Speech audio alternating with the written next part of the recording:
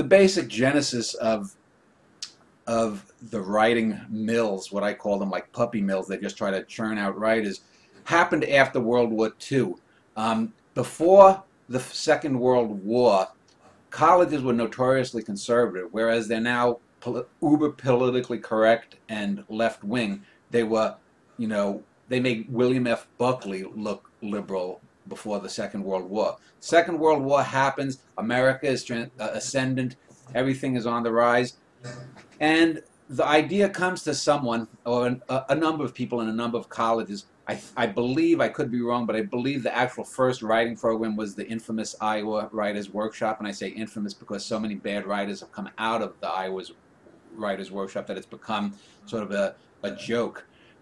But they had a noble idea, sort of like people would say of communism. Unfortunately, it had no bearing with reality. The idea was to make writing sort of like Henry Ford made cars and the production of automobiles, that we would go for 2 or 3 or 4 years, we take good, intelligent people, and they didn't need to have any natal creativity.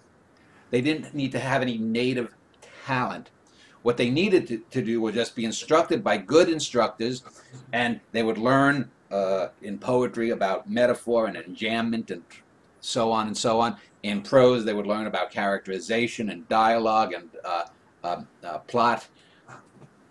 But of course, the major problem is you have to have talent. Most people don't have talent. Most people who want to be writers don't have talent. And even if the majority of the people did have some talent, most of the instructors don't.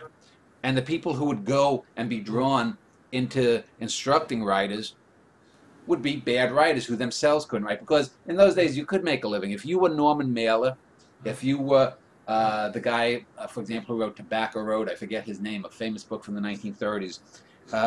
If you wrote A Tree Grows in Brooklyn, you could make a name for yourself and live off the royalties and the movie rights and stuff.